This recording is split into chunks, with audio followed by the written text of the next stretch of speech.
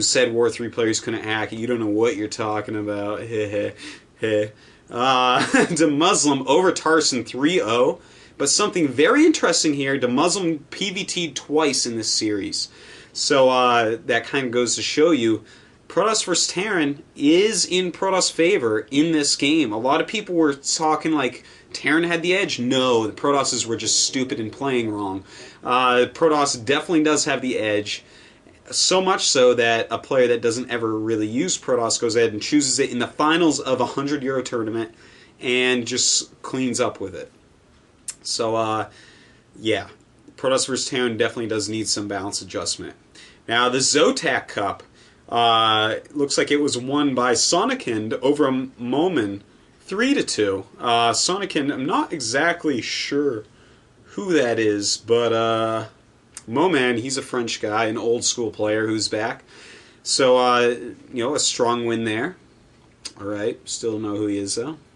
The Gosu Cup Invitational. It is over finally after many, many weeks of play. And we have the champion. It is HeyPro. HeyPro has taken out Lucifron in the finals with some really interesting strategies. I definitely suggest everyone goes and checks out those VODs. HeyPro, one of the greatest European Zergs in StarCraft 1, one of the greatest foreigner Zergs in StarCraft 1, really showing his skills in StarCraft 2. Now the HDH Invitational has been going, and we have the first 5 results here. Rhett took out LZ Gamer, Nazgul took out In Control, Noni slapped around Moonglade with Phoenixes, so that's pretty cool. You definitely want to go watch that. Noni is really good with those Phoenix builds. And White Raw takes out Jinro, and Cathon Luck takes out Kawhi Rice. So pretty much everything the way people saw it. You know, the Rhett LZ Gamer could have gone either way. And the Noni Moonglade, I'm pretty surprised. Moonglade's a good player, but apparently he's addicted to a Mutalisk build, and that doesn't go so well against Phoenixes. Alright, the MLG, King of the Beta Hill, continued, and Cathon Luck once again takes it home 4 in a row. Yeah, 4 in a row, I believe. He 4-0s TLO, aka Liquid the Little One. And there was also a bonus match with TLO going 2-0 against his teammate Jinro from Team Liquid also. Definitely go check out those VODs. Really high quality, very nicely done by JP and Day9. Also, MLG's GameBattles.com has opened up its StarCraft 2 section. This is a very good thing for esports. MLG is a great organization, and any tournaments they run for StarCraft 2 are sure to be done very well, especially with JP at the head of them. Also from MLG, well, JP at least, there is another State of the Game podcast out there. A lot of good players in it. TLO, Jinro, Noni, I believe there's someone else in there. Day9 and JP, there you go. Another very interesting one I started listening to. I haven't finished it quite yet. Quite a long thing to sit down and listen to, but really pretty cool. Definitely you do go check that out. Top players talking about what's going on in the game with the new patches, their opinions and everything like that. A really, really fun podcast for sure. All right, the Razor Domination Invitational is in the playoffs, and we have that top 8 for you here. It's going to be Nazgul against White Raw. Pretty exciting right there. The 2 best Protosses from Europe, no doubt, going at it. Then we have HeyPro against Strelok. Now, it's funny that these two keep on running into each other everywhere. We've seen HeyPro and Strelok face off in countless StarCraft 1 tournaments. We've seen HeyPro versus Strelok in DreamHack Finals, and HeyPro even mentioned that he practiced a lot with Strelok for his match against Lucifron. So it'll be interesting to see the mind games going on for these two in this match. Also, we have Bradokay against Dimaga, another fun one because they are both from Rocks. Bradokay being in Russia and Dimaga being in Ukraine. They've played in countless tournaments together, practiced so many times together. So another one where we might see a lot of tricky mind games going on. And then we have DeMuslim against Lucifron. These guys have hit each other in a lot of tournaments in StarCraft 2 already. These brackets are actually really funny in this way. And, well, DeMuslim, Lucifron.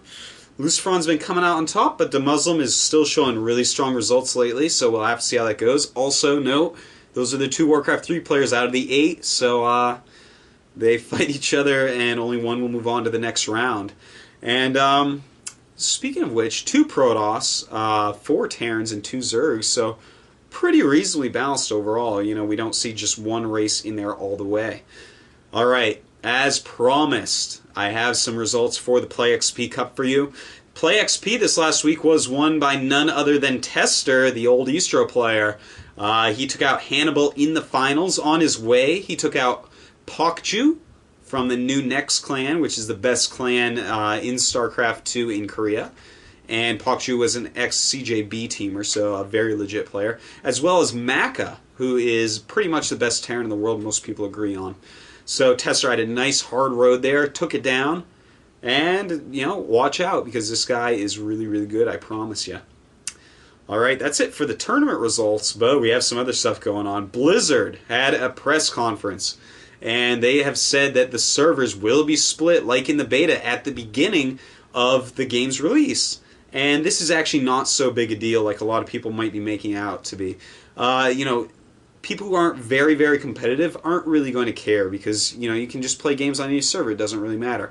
Now, for those of you who are extremely competitive, I have to tell you, I've had access to all 3 servers for the whole time. And if you're far away from the server, because of the way that Battle.net works nowadays, you don't connect to your opponent, you connect to Battle.net.